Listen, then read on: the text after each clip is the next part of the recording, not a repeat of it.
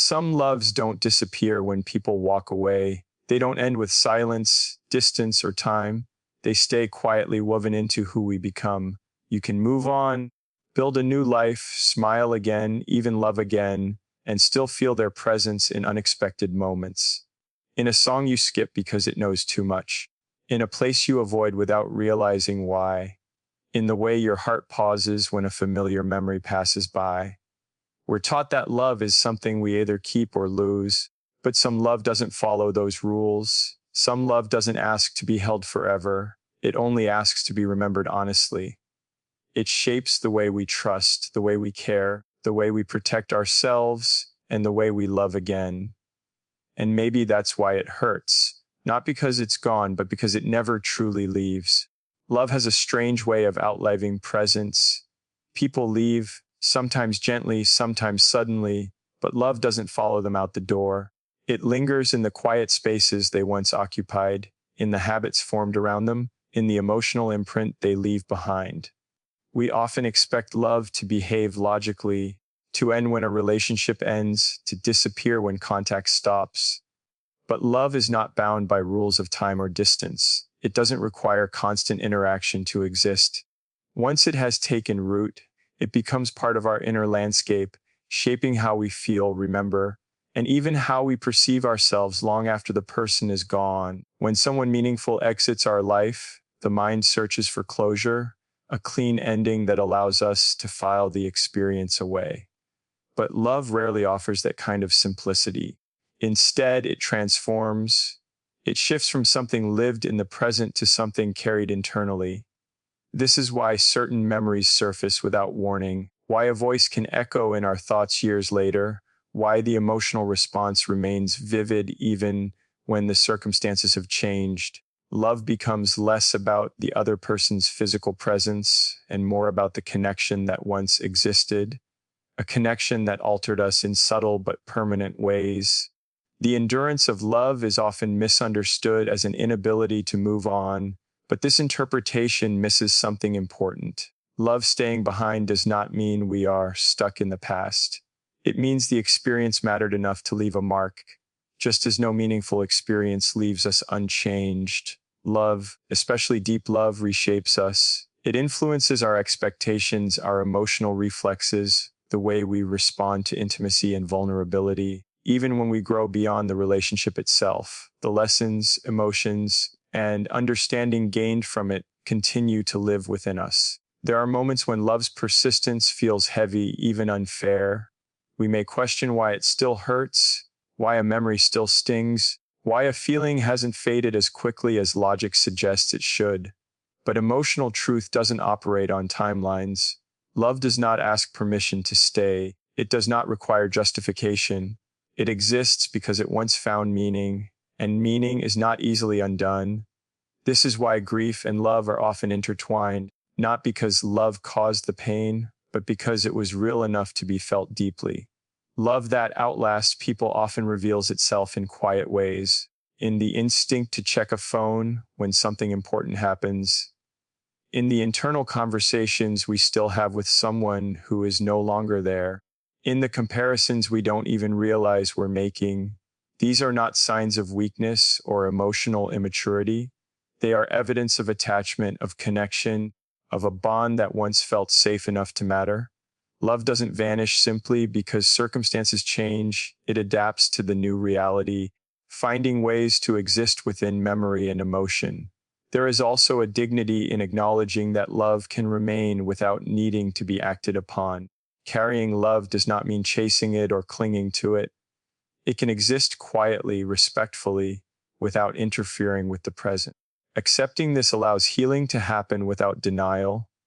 Instead of forcing ourselves to forget, we allow ourselves to integrate the experience into who we are now. Love becomes part of our emotional history, informing our growth rather than hindering it. Understanding that love doesn't end when people do also reshapes how we view endings. It challenges the idea that something must last forever to have value. Some connections are brief yet profound, short-lived yet transformative. Their impact is not measured by duration but by depth. When we recognize this, we stop dismissing past love as a mistake simply because it didn't stay. We begin to see it as a chapter that fulfilled its purpose, even if it didn't lead to permanence.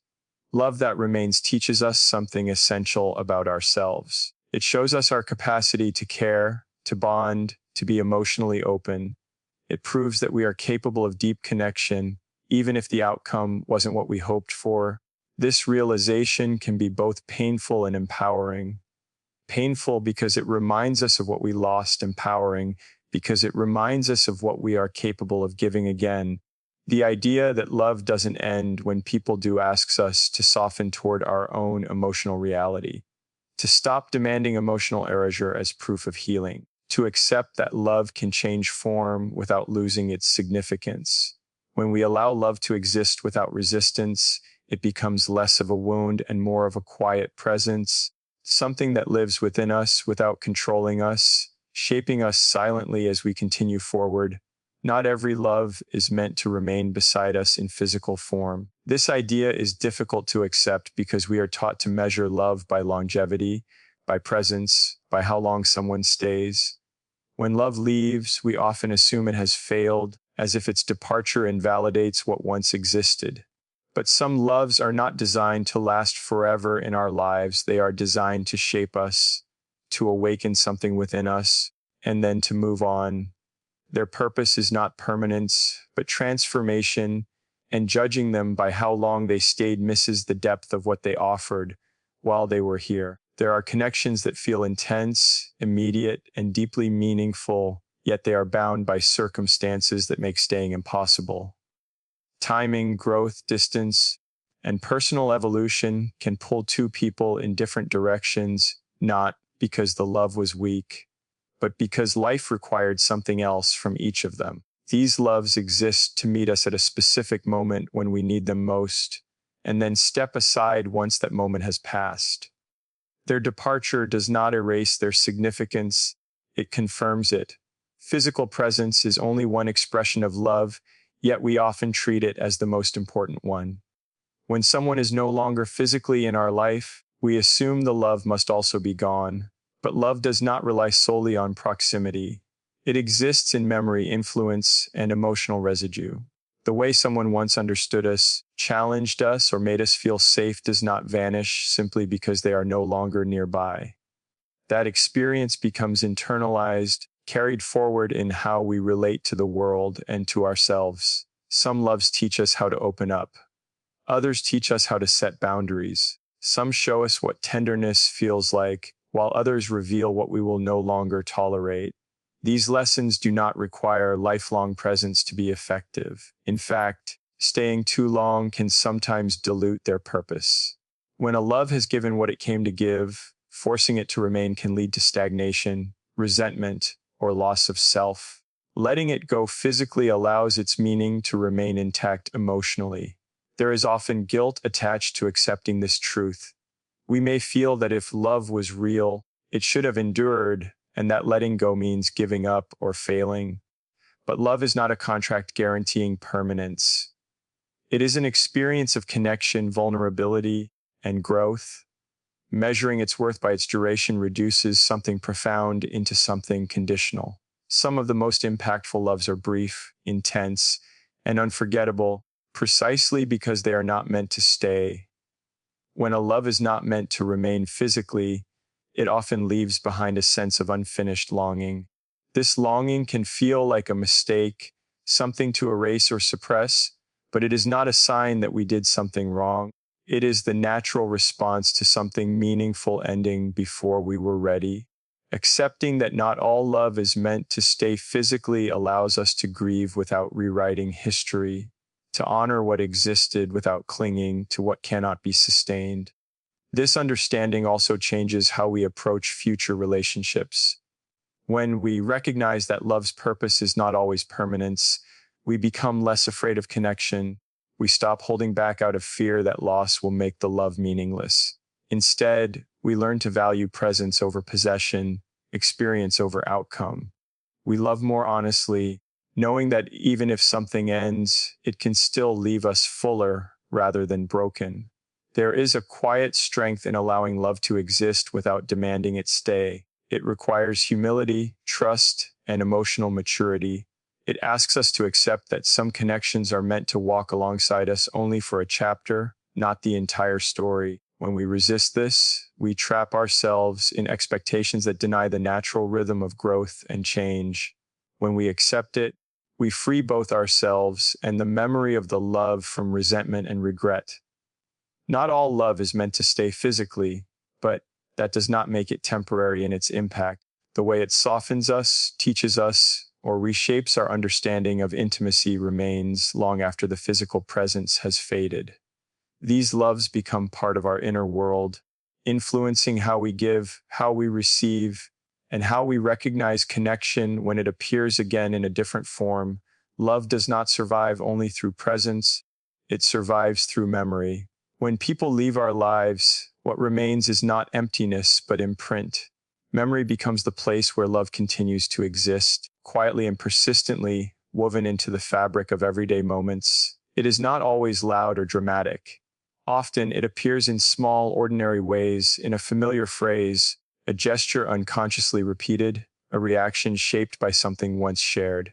Memory does not keep love frozen in time. It allows it to move, adapt, and live alongside us as we grow. There is a common belief that healing requires forgetting, that to move forward we must erase what came before. But memory does not function like a switch that can be turned off at will, nor should it. Memory preserves meaning. It protects the emotional truth of what we experienced. When love was real, memory holds onto it not to trap us in the past, but to remind us of who we were and what we were capable of feeling.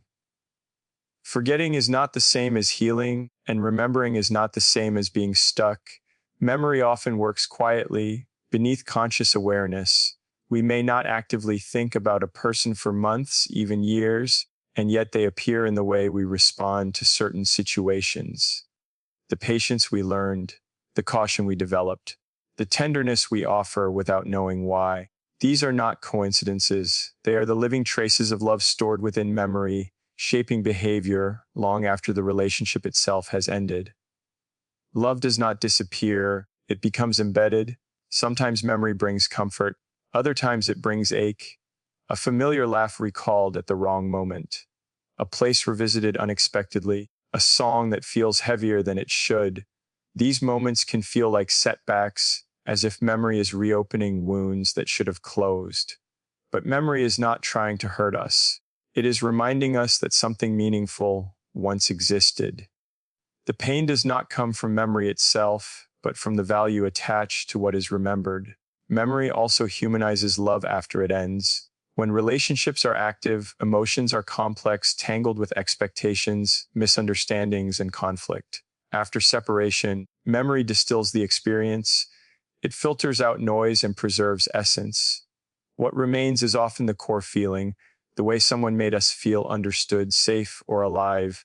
This distilled version of love becomes easier to carry, even if it still holds weight. There is power in allowing memory to exist without resisting it. When we fight memory, we give it more control. When we allow it, it softens. It becomes something we can acknowledge without being consumed by it. Over time, memory shifts from something that interrupts life to something that quietly coexists with it. Love remains, but it no longer demands anything. It simply exists as part of our inner history. Memory also plays a role in shaping future connection. Every love we remember influences how we recognize love again. It refines our intuition, sharpens our awareness, and deepens our emotional literacy. Through memory, we learn what felt right, what felt safe, what felt genuine. This knowledge does not close us off, it prepares us. It allows us to enter new relationships with more clarity and honesty, not as blank slates, but as people shaped by experience. Some fear that holding on to memory means they are being disloyal to the present. But memory does not compete with new love. It informs it. Loving again does not require erasing what came before. In fact, denying memory often leads to repeating the same patterns, while acknowledging it allows growth. Love remembered becomes wisdom rather than burden. Memory keeps love alive not by preserving longing, but by preserving truth. It allows love to exist without attachment, without expectation, without need. It becomes part of the emotional architecture of who we are. Even when time creates distance, memory remains close, quietly reminding us that we once connected deeply, that we once opened our hearts fully, and that this capacity still lives within us, ready to recognize love again when it arrives in a new form. Pain has a way of rewriting our memories if we let it. When something ends and leaves behind hurt, the mind often tries to protect itself by questioning the value of what came before. We tell ourselves that if it caused pain, it must not have been real, or that if it ended badly, it must have been wrong from the start. This instinct is understandable, but it is not always true. Pain does not erase meaning. It does not invalidate love. In many cases, pain exists precisely because something mattered deeply, because it reached a part of us that was vulnerable, open, and alive. Love and pain are not opposites. They often exist together, layered and intertwined. When love touches us deeply, it creates emotional investment, and with that investment comes risk. The deeper the connection, the greater the potential for loss, disappointment, or grief. Pain is not evidence of failure. It is evidence of attachment. It shows that something reached beyond the surface and left an imprint that could not simply fade away without consequence. There is a tendency to romanticize painless love, as if the absence of hurt is proof of purity. But love that never challenges us, never stretches us, never exposes our fears and insecurities often remains shallow.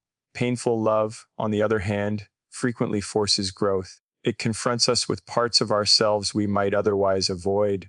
It reveals our patterns, our boundaries, our unmet needs. Even when the experience is difficult, its meaning lies in what it teaches and how it changes us.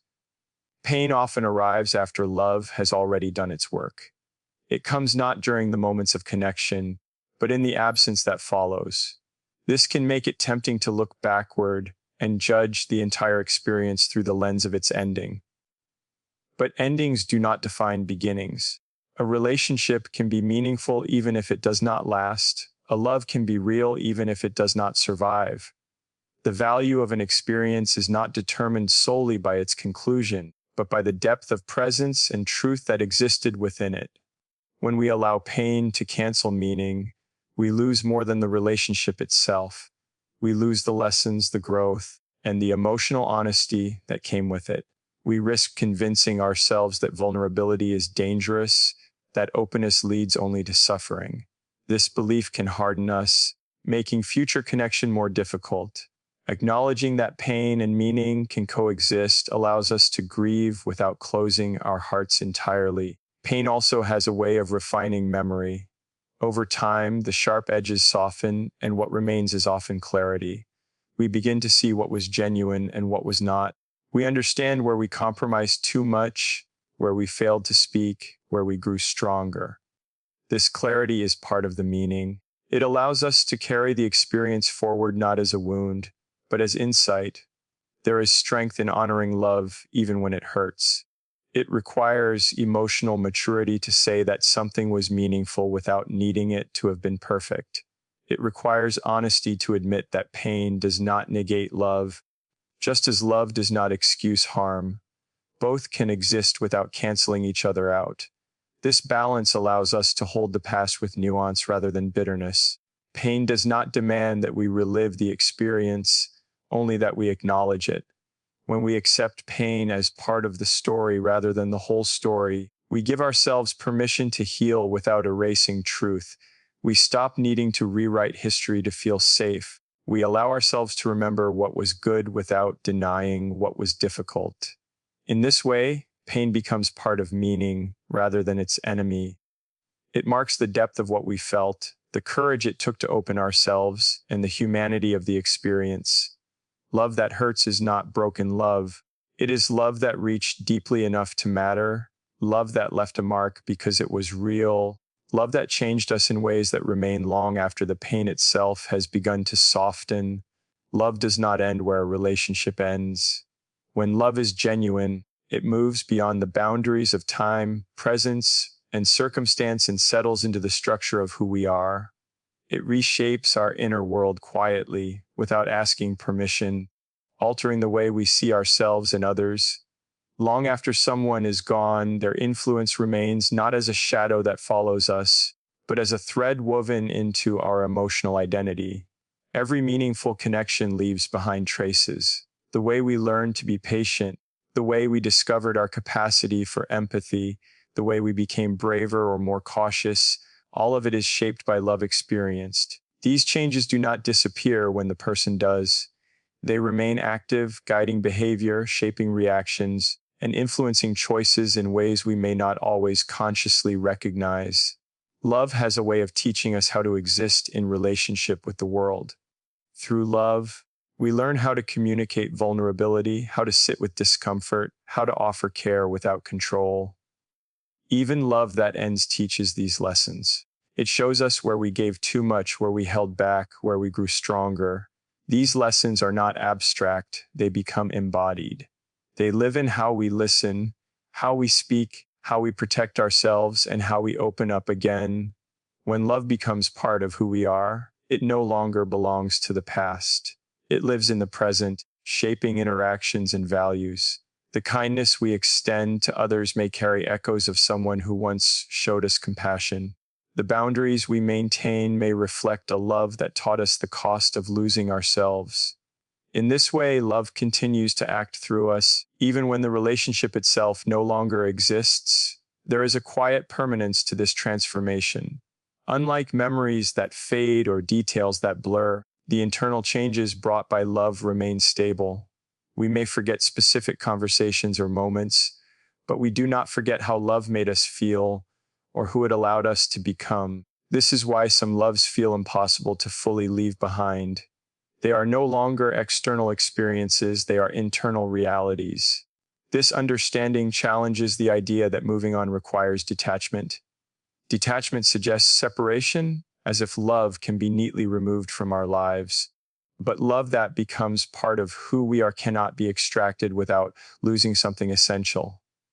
Healing does not come from erasing love, but from integrating it. It comes from accepting that love has changed us and allowing that change to exist without regret. There is also a sense of continuity in this process. Each love builds upon the last, creating layers of experience that deepen emotional awareness. We do not start over with each new relationship. We bring our accumulated understanding with us. This does not mean we love less purely or less honestly. It means we love with greater depth, having learned what matters, what endures, and what must be protected. Sometimes this realization brings comfort. Other times it brings sadness, because it confirms that certain loves will always remain part of us, even if they no longer have a place in our lives. But this permanence is not a burden. It is evidence of our capacity to connect deeply, to be changed by another person, and to carry that change forward with grace. Love becoming part of who we are also means it continues to shape our sense of meaning. It influences what we value, what we seek, and what we recognize as authentic connection. Even when life moves on and circumstances change, this internalized love remains steady, offering guidance without demanding attention. In this way, love never truly leaves. It does not stay in the form of longing or attachment, but as an internal presence that informs who we are becoming. It lives quietly within us, influencing our choices, softening our edges, strengthening our core, and reminding us that once we opened ourselves fully, and that openness continues to define us in ways that words can never fully capture. Healing is often misunderstood as forgetting, as if recovery means erasing what once mattered. But true healing is not about removal, it is about integration. It is learning how to carry love forward without needing to hold on to the form it once took. Clinging keeps love frozen in a moment that no longer exists, while healing allows it to move, to soften, and to settle into something quieter and more sustainable within us. Clinging comes from fear. Fear that if we loosen our grip, the love will vanish completely. Fear that letting go means admitting the love was not enough to stay. But love does not disappear when we stop clinging to it. It changes its position in our lives. It moves from the center of our attention to the background of our being, where it can exist without consuming us. Healing begins when we trust that love can survive without constant attachment. There is grief in this process. Carrying love without clinging means accepting that certain conversations will never happen, that certain futures will remain imagined rather than lived. This acceptance can feel like a second loss, but it is also a release. It allows us to stop fighting reality and start making peace with it. Peace does not mean indifference. It means no longer needing the past to be different in order to move forward. When we cling, we often replay memories, searching for answers or alternate endings. We hold on to what was, hoping it might somehow become what is again. Healing shifts this relationship with memory. Instead of using memory as a place to live, we use it as a place to visit. Love becomes something we acknowledge rather than something we chase. Carrying love without clinging also requires redefining loyalty. Many people believe that letting go is a betrayal, that moving forward dishonors what was shared. But loyalty to love does not require stagnation. It requires honesty. Honoring love means allowing it to complete its journey within us, rather than trapping it in longing. Growth is not disloyalty, it is continuation. This kind of healing changes how we relate to ourselves. We stop measuring our worth by what we lost and start recognizing what we gained. We see ourselves as someone who is capable of deep connection, resilience, and emotional courage. Love becomes proof of our capacity, not a reminder of our absence. As healing deepens, love begins to feel lighter. Not smaller, not less important, but less heavy. It no longer demands constant emotional energy. It exists alongside new experiences rather than overshadowing them. We make room for joy without guilt, for connection without comparison. The love we carry does not compete with the present, it supports it. This process also reshapes our understanding of attachment. Healthy attachment does not mean possession or permanence. It means presence without control, care without dependency. Carrying love without clinging allows us to approach future relationships with openness rather than fear. We are no longer trying to replace what we lost or protect ourselves from loss at all costs. We are simply present, grounded in what is. Healing does not happen all at once. It unfolds slowly, unevenly. Some days the love feels distant and manageable. Other days it feels close and tender. Carrying love without clinging means allowing this fluctuation without judgment. It means trusting that progress does not require linear movement, only continued honesty with ourselves. In time, the love we carry becomes a quiet companion rather than a source of pain. It reminds us of where we have been, not to pull us back, but to ground us in the knowledge that we have survived, learned, and grown. Healing is not about leaving love behind, but about letting it walk beside us without holding our hand, without pulling us backward, without asking us to stop becoming who we are meant to be. Some loves never leave because they were never meant to fade. They were meant to live on in the way we think, the way we feel, and the way we move through the world. Love does not disappear when a chapter ends, it simply changes its form. What remains is not loss alone, but meaning, quiet, enduring, and deeply human. When we understand this, we stop fighting the past and start honoring it. We realize that love does not need to last forever to be real, and pain does not erase what once mattered. Healing comes when we learn to carry love without holding ourselves hostage to it, allowing it to exist without controlling our present. Some loves stay not as longing, but as strength. They teach us depth, compassion, and courage. They remind us that we were once brave enough to open our hearts fully, and that this capacity still lives within us, shaping who we are and who we are becoming long after the love itself has found its place in memory